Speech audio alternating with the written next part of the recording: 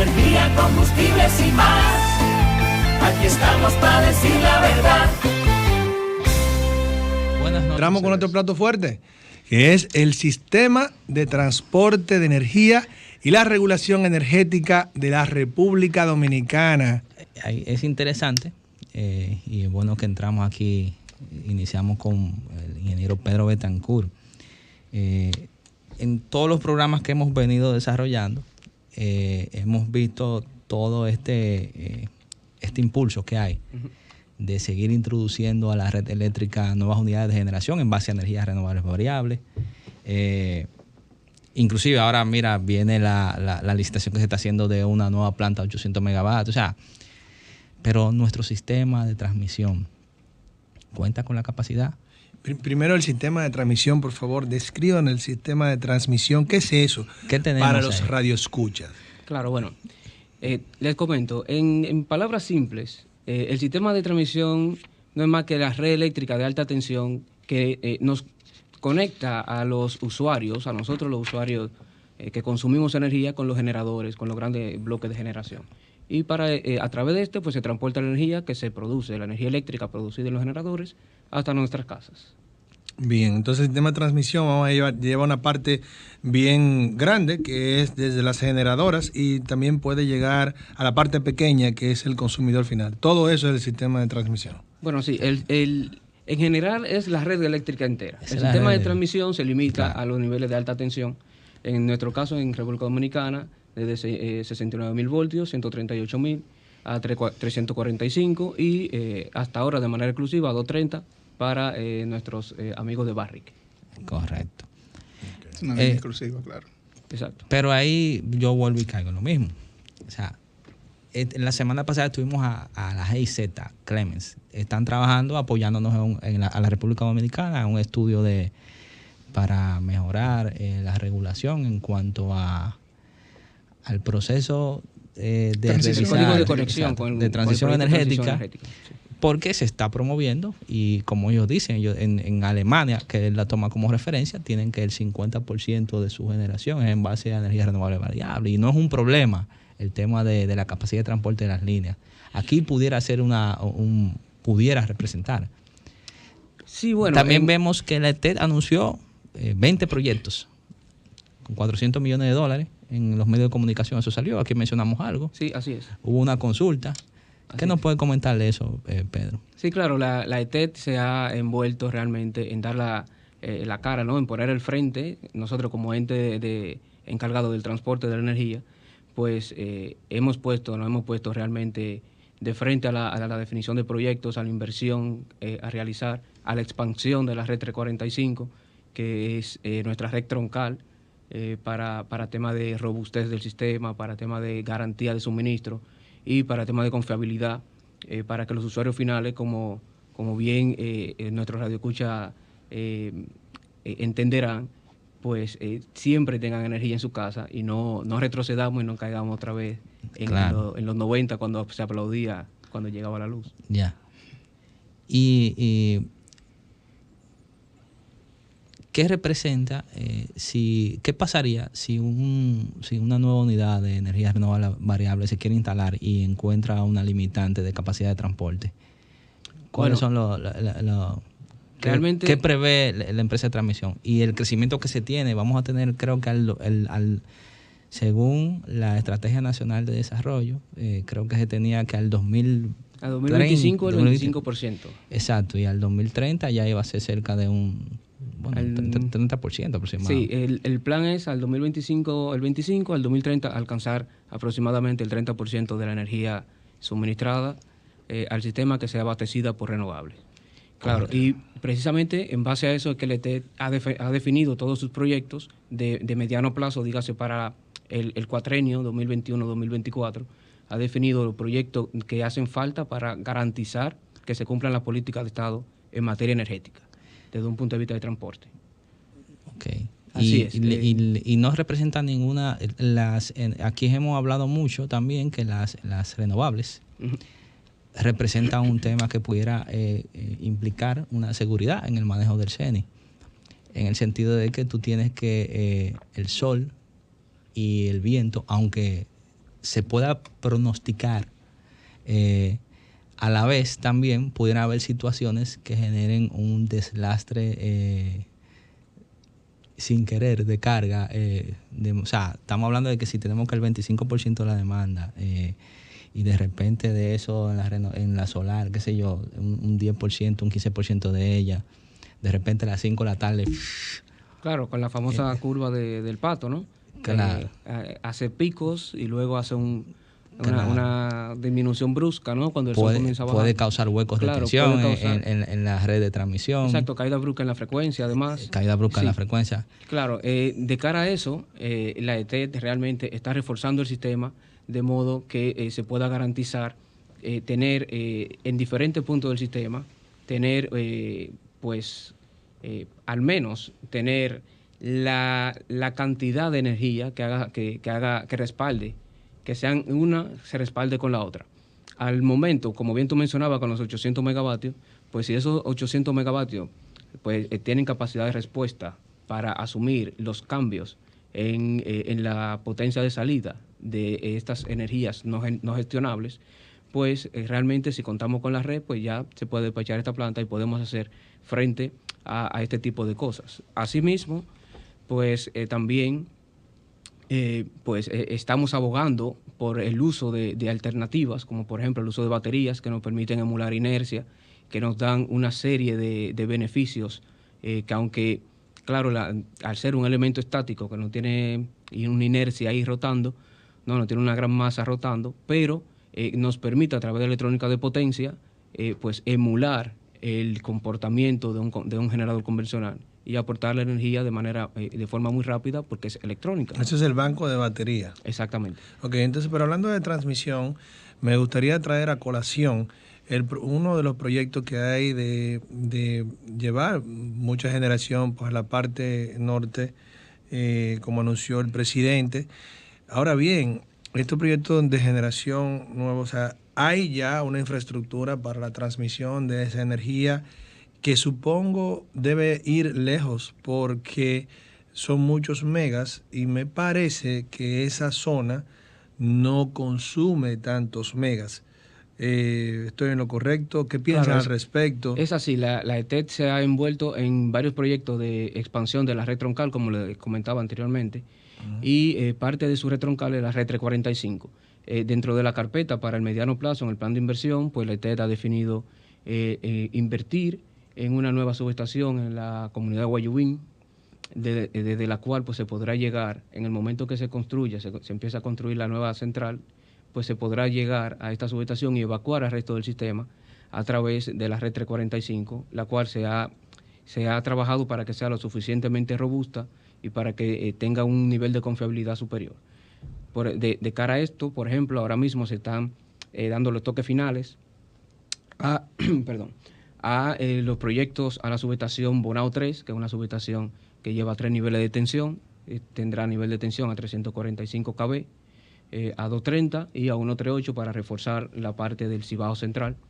Y por otro lado tenemos también la subestación Cabreto, que también está próxima a entrar en servicio en los próximos meses, la cual también permitirá reforzar la zona este. Ahora, quizás si esas inversiones, en vez de hacerse en ese lugar, se hicieran en un lugar más cercano de los puntos altos de consumo, quizás hubiera que hacer menor inversión en la transmisión. Realmente se han pensado para poder evacuar la energía a generar en los lugares donde es más propenso a que se produzcan. Por ejemplo, en Manzanillo, donde se pretende construir los 800 megavatios, pues es una zona que ya se ha definido que es apta para esto. De igual forma, en el noroeste, en lo que se conoce como el Anillo del Noroeste, que va desde Navarrete hacia Montecristi, Dajabón y rodeando por Mao, pues también es una zona que en este caso es una zona muy de mucho interés para interconexión de proyectos renovables, sobre todo fotovoltaicos. Incluso, si miramos el mapa energético de la Comisión, pues veremos que la mayoría de las concesiones hasta hace 2 años se estaban dando en esta zona. Y los parques, la mayoría de los parques de generación renovable que se han desarrollados han sido en esta zona. Sí, pero mi pregunta es si tenemos que invertir en transmisión por traerla desde puntos tan alejados de los puntos más fuertes de consumo, ¿no sería mejor poner esas fuentes de generación más cerca de los puntos de consumo e invertir menos en la transmisión? Es que realmente yo diría que no, porque es que en el caso de las renovables tendremos lugares específicos que son aptos para el desarrollo de este tipo de generación. Igual, para plantas térmicas, nosotros necesitamos tener, por ejemplo, puertos, y normalmente son lugares alejados de la zona de grande consumo. Lo ideal es como tú dices. Lo ideal sería poner la generación al lado de tu casa, claro, porque eso eliminaría las pérdidas técnicas del 100%. Ya me contestaste. Sucede, Luis, que regularmente donde se instala un generador es un sitio que no es habitable. Exactamente. Perfecto, ya, es que son lugares adecuados. Bien, vamos a la pausa. Bueno, estamos de regreso con este interesante tema, que realmente no es fácil condensarlo para que todo el mundo lo comprenda, pero sí tenemos algo claro. Nosotros tenemos aquí, ya lo hemos notificado, tenemos una comunidad de profesionales, comunidad educativa, aparte de el oyente regular común, que están sintonizándonos. A mí me surgen inquietudes, las cuales quisiera escuchar de la voz y de la experiencia y la expertise del ingeniero Miguel Rosario. Si bien es cierto, todos los proyectos y toda la planificación que lleva a cabo la empresa de transmisión dominicana para lograr que se mantenga la continuidad y seguridad del servicio, del suministro, no es menos cierto que para poder ejecutar eso hay que cumplir con lo que establece la misma regulación del país. Entonces, Miguel, ciertamente cuando tú llegas a la parte de la regulación y debes de agotar los pasos para que estos proyectos se ejecuten, se dan situaciones que representen inconvenientes para el que quiere desarrollar los proyectos desde el punto de vista regulatorio. ¿Qué es lo que pasa ahí? ¿Qué se debe de agotar? ¿Qué se debe de considerar también en esa planificación del ETET? ¿Cómo podemos ser más, que haya esa consonancia de que se garantice la calidad del suministro energético, porque esto es un sistema totalmente regulado, aparte de interconectado, pero que se haga también el proyecto? Claro. Quizás es yo voy a tratar de sintetizarlo. Mira, gracias por la pregunta, muy, muy completa. Realmente deberíamos decir, ¿verdad? Que el sistema de transmisión como tal obedece a una necesidad. Cuando ustedes escuchan que 69.000, que 138.000, que 345.000, que en Europa 500.000, que línea de ultra alta tensión, la gente lo primero que se pregunta, oye, ¿y estos números de dónde salen? Bueno, lo que pasa es que hay simplemente una relación, directamente proporcional o inversamente proporcional, como lo queramos ver, a mayor nivel de tensión, menores pérdidas eléctricas. Como ustedes saben, aquí aparece una ley física, que es el efecto Joule, ¿no? La energía se convierte en calor, no se destruye, sino se convierte en calor. Entonces, a mayor nivel de tensión, dígase, esos 69 son 69.000 voltios, 138.000 voltios. En la medida que voy aumentando el nivel de tensión, reduzco la pérdida. ¿Y para qué quiero reducir pérdidas? Bueno, para aprovechar el sistema y hacerlo más eficiente. Porque aquí el objetivo es lograr que lo que yo genere lo pueda consumir a una pérdida minimizada. Entonces, en la medida que incremento el nivel de tensión, reduzco la pérdida y hago el sistema más eficiente. Por eso, el sistema de transmisión está migrando a 345.000 voltios, porque en la medida en que aumento el voltaje a una distancia considerable, entonces reduzco la pérdida y eso hace el proyecto más viable económicamente. Entonces, fíjate, esto es una rueda. Yo te diría, ¿qué se inventó primero, la gallina o el huevo? ¿Cuál fue primero? Entonces, fíjate, lo principal es la planificación. En la planificación tengo que considerar, obviamente, el crecimiento de la demanda, que tiene un crecimiento vegetativo, si se quiere, y otro que puede ser un pico extraordinario, digamos, causado por alguna situación X o algún déficit que tenga el país, necesite suplirlo en algún momento. Entonces, el sistema de transmisión es la llave simplemente, porque es el que enlaza los sistemas de producción, toda la tecnología, con esos grandes centros de consumo, que son, por ejemplo, las ciudades, Santo Domingo, Santiago.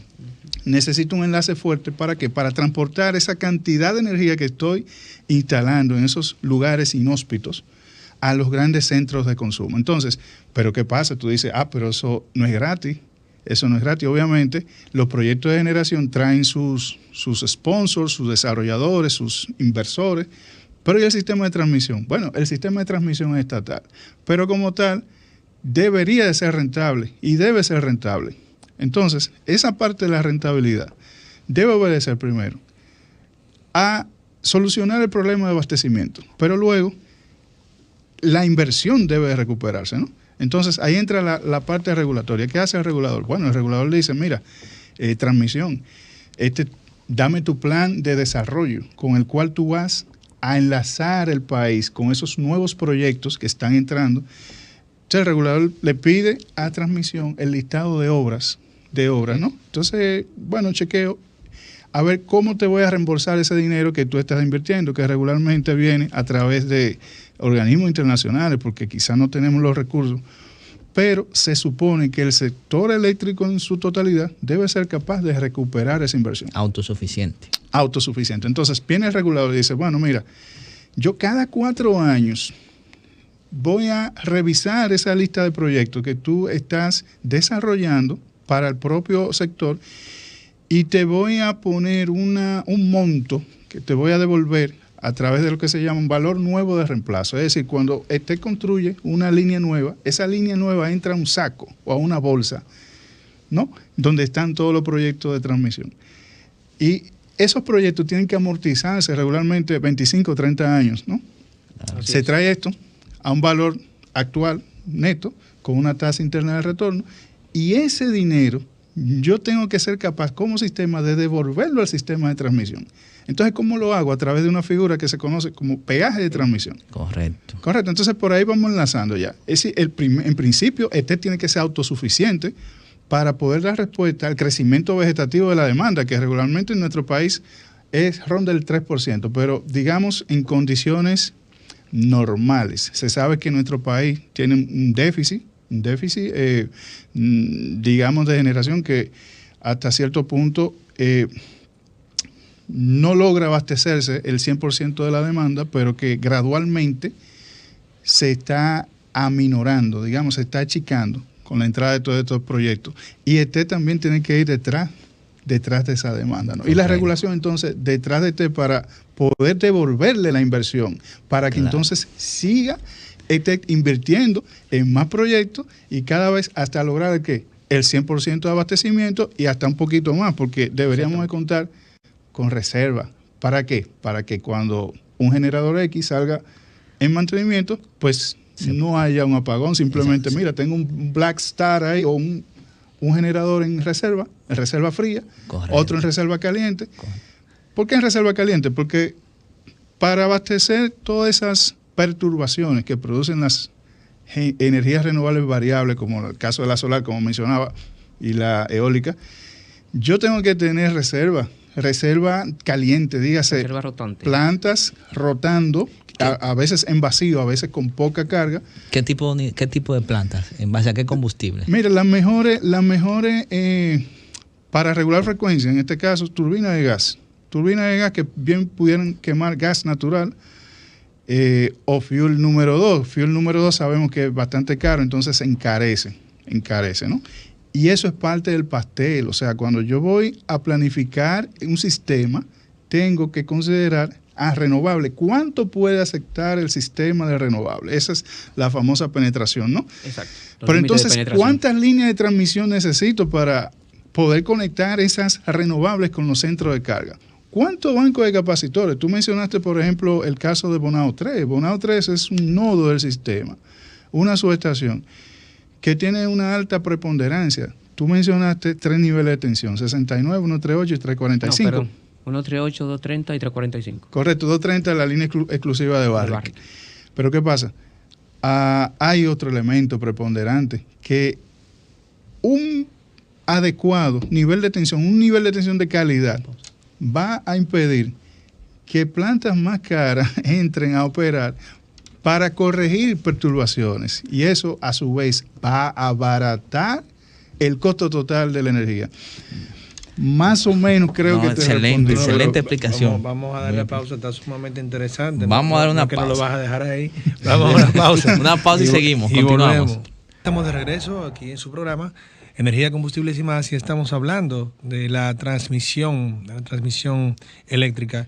Hay un tema que siempre me ha causado mucha inquietud y es el sistema de mérito, cómo entran por orden de mérito al CENI, o sea, a inyectar energía al sistema de energía, las generadoras de electricidad, porque recordemos, Radio Escucha, de que tenemos generadoras de varias fuentes y esto implica que tienen distintos tipos de costos de producción. No son más caras y todo. Entonces hay un orden de mérito para que entren las que tienen que son más eficientes y digamos las renovables y después van entrando las que son menos eficientes y la de combustible tradicional de lo que son más contaminantes y menos eficientes.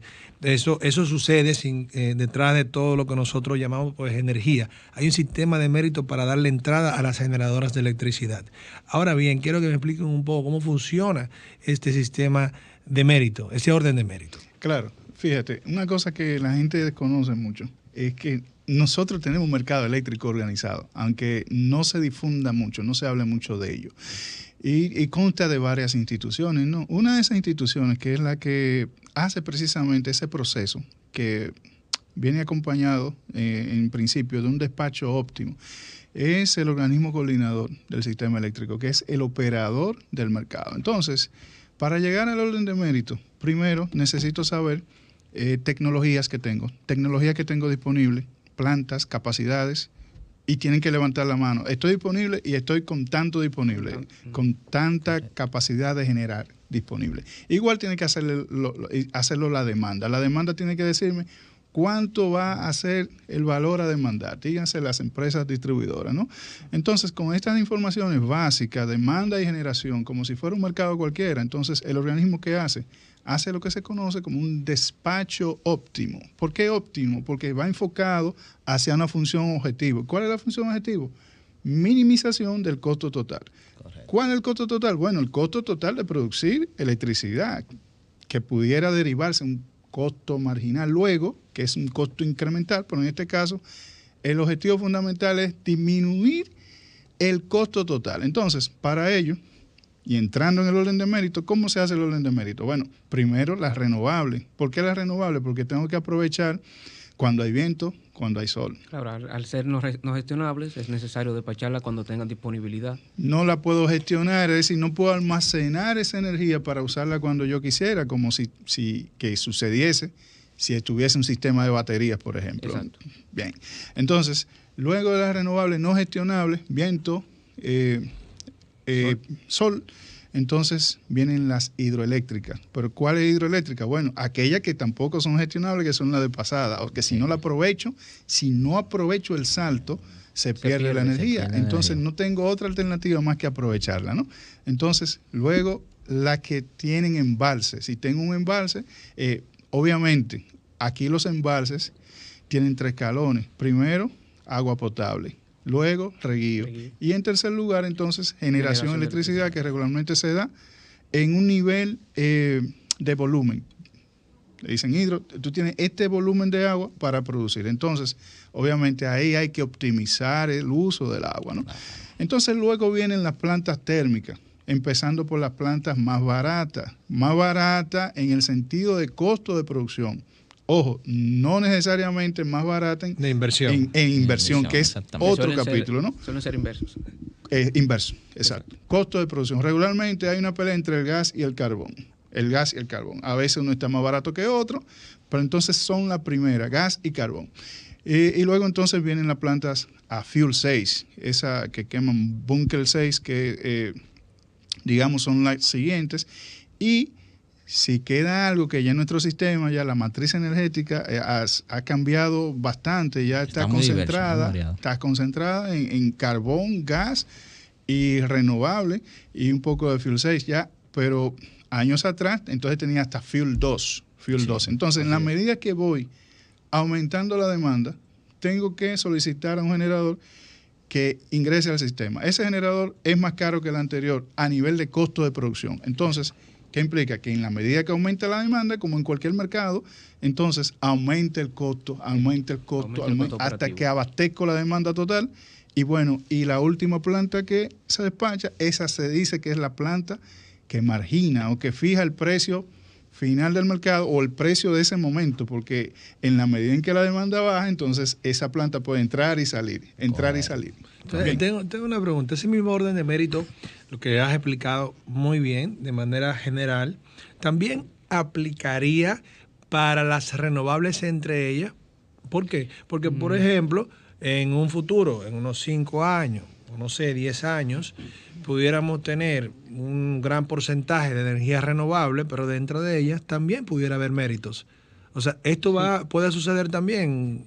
¿Qué piensan al respecto? Necesariamente, para ponerlo en el orden que tenemos ahora, tendrían que tener un costo. Y tendría que tener un costo variable, obviamente. Si lo queremos ver, enfocar desde el modelo que tenemos ahora. Ahora, pudiera ser ese otro ordenamiento, que tiene mucho que ver con el impacto en la estabilidad, por ejemplo. Exacto. En la estabilidad, que es otra forma. Esta pregunta tiene mucho que ver. Esta pregunta tiene mucho que ver con la inversión, porque el inversionista puede decir, bueno, déjame buscar la última tecnología en generación en renovables. Voy a invertir más, pero quiero entrar primero al sistema. Claro, si tengo un costo de producción menor que las demás renovables ya instaladas. O sea, claro, es que todo responde a eficiencia al final. Eso. Okay. Entonces, y la pregunta que tú haces realmente es muy buena, porque ahora que contamos, por ejemplo, con unos 608 megavatios de renovable, no pasa demasiado, es un 18% de la demanda atendida. Pero dentro del mediano plazo, ahora mismo en la ET, por ejemplo, hay unos 2.000 megavatios que están solicitando renovables para entrar al sistema. Ahora bien, una vez que nosotros tengamos un porcentaje alto o considerado alto de energía renovable supliendo la demanda, pues además, de manera paralela, como bien mencionaban, tenemos que garantizar la estabilidad del sistema. 2.000 megavatios adicional a lo que ya tenemos. Sí. O sea, en proyectos. Nos meteremos por encima del 60% de la demanda real del sistema. Aproximadamente el 63%. De la demanda real del sistema. Es capacidad instalada, recuérdate exactamente. Capacity factor. Obviamente. Exacto, en capacidad instalada. El factor de despacho de los generadores renovables pues está muy por debajo de su capacidad nominal. ¿Abastecerían cuánto? Pues hasta ahora en promedio, los 608 que hay, en base a lo que tenemos, te voy a dar el dato, normalmente despachan unos 400.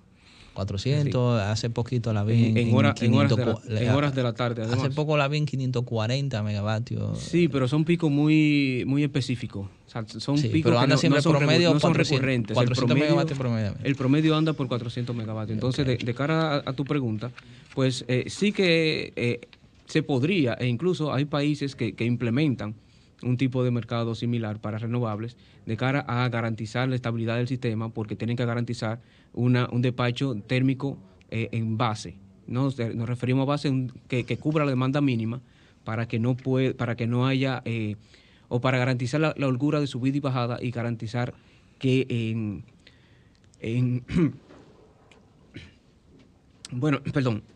garantizar que se va a cubrir la demanda mínima abastecida del país en cuestión.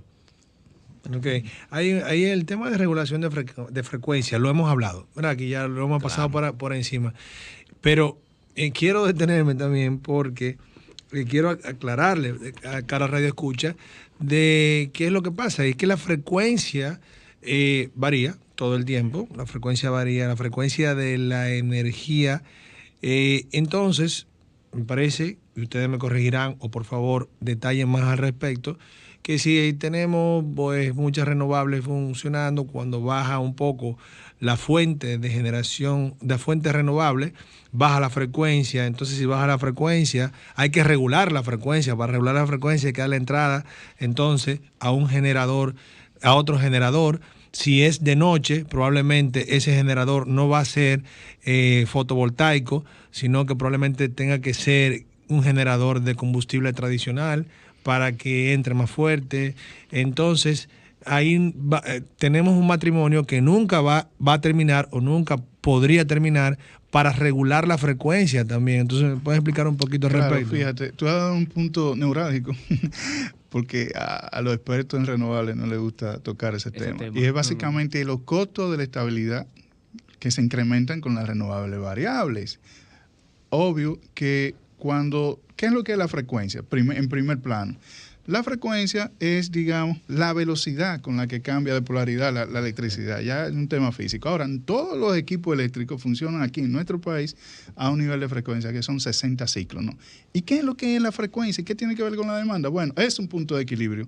Cuando la frecuencia está en 60 ciclos, yo estoy abasteciendo la demanda total. Claro, estoy abasteciendo la demanda, ¿no? Tiene un equilibrio energético. Hay un equilibrio. Entonces, Correcto. cualquier cosa que me rompa ese equilibrio me llama a mí a volver a ese equilibrio. Entonces, en el caso de la renovable, estoy abasteciendo X cantidad de demanda con renovables. Se va el sol o se fue el viento, hay un desequilibrio, la frecuencia cambia. Entonces, necesito estabilizarla. Pero ¿quién la va a estabilizar? Mi planta que tengo ahí atrás de backup, que regularmente es una planta térmica, ¿no? Correcto. Entonces, si agrego ese costo, lo que me cuesta estabilizar la frecuencia, a la generación renovable que me está causando en principio esa perturbación, porque tengo que definir quién me está causando el desbalance. Hay un término que se utiliza mucho en otros países, cost causality. ¿Quién está causando qué? Entonces, sobre ese yo voy y le digo, oye, me causaste esto, págame. Cuando incluyo esa variable dentro de la ecuación, entonces puede ser que el resultado Entonces la energía renovable agrega no sea un valor tan simple como lo estamos viendo. sistema. Pero de ahí viene que entonces parte de lo que se habló aquí con la GIZ, vuelvo y lo repito, es tratar de resolver ese tipo de situaciones en el mediano o corto plazo con respecto a la parte regulatoria y la debida. ¿Y cómo se pudiera avanzar en ese tema? Bueno, ahí ya está la de incorporar otras tecnologías dentro de lo que son los sistemas renovables variables. Correcto. Ya lo hemos mencionado aquí, están baterías, hay Volanta de inercia, batería. Volante de inercia, batería, Hay diversas tecnologías. hay diferentes tecnologías. Pero el tema de la frecuencia es un tema fundamental. Pero y sí. la atención, que de cierto modo la tecnología renovable, y otra cosa que va enlazada con la pregunta anterior, la tecnología junto con la eficiencia hacen en verdad que los costos sean menores. Lo que pasa es que esos costos se quedan ahí, Lo que pasa, no se reflejan. Lo que pasa es que, bueno, al final dicen, bueno, se va la operación, o el costo de la energía será menor si hay mayor cantidad de renovables. ¿Por qué? Porque ni el sol ni el viento tienen un impuesto. Bueno, te sale muy barato generarlo, pero la operación del sistema per se, entonces incrementa los costos, porque tú tienes ahora que despachar unidades que son de alta capacidad de respuesta, como la que bien mencionábamos antes, diésel, a lo menos gas natural. Y ahora bien, ¿qué pasa? Eso te incrementa el costo del sistema porque ahora tú necesitas tener una fuente de generación ahí girando por si acaso pasa algo. Y hay que pagarle. Es así. Bueno, señores, queridos radioescuchas, hemos llegado al final. Es un tema bastante amplio, interesante, con ganas de seguir saboreándolo, masticándolo y seguir aportando. La regulación, así, eso último que mencionó Pedro, la regulación establece la seguridad y estabilidad del CNI. Igualmente lo garantiza la Estrategia Nacional de Desarrollo del 2030. O sea, eso siempre va a ir de la mano con todos estos proyectos y hay un gran trabajo que está de la mano de quien planifica, quien regula, quien ejecuta y quien quiere invertir. Muchas gracias, Luis. Así es, muchas gracias, Miguel Rosario, muchas gracias, Pedro Betancourt, por sus intervenciones interesantísimas, por explicar estos temas de planificación, de transmisión, y nos fuimos, le quitamos más tiempo y más temas que no eran lo previsto. Sí, me llegaron preguntas, pero no las abordé porque ya tienen que ver más un plano de la Comisión Nacional de Energía y así, entonces ya ahí veremos. Y también pueden seguir haciendo preguntas. Recuerden que tenemos nuestro Instagram, que es Energía, Combustibles y Más. Pueden hacer sus preguntas por esa vía, que seguros la vamos a contestar y vamos a intentar hacerlo tomando las mejores fuentes que nosotros podamos. Así que muchas gracias por su sintonía, amigos Radio Escucha. Nos vemos el próximo martes con el siguiente tema. Gracias. Hasta luego. Buenas noches. Más consumidores de actores comerciales para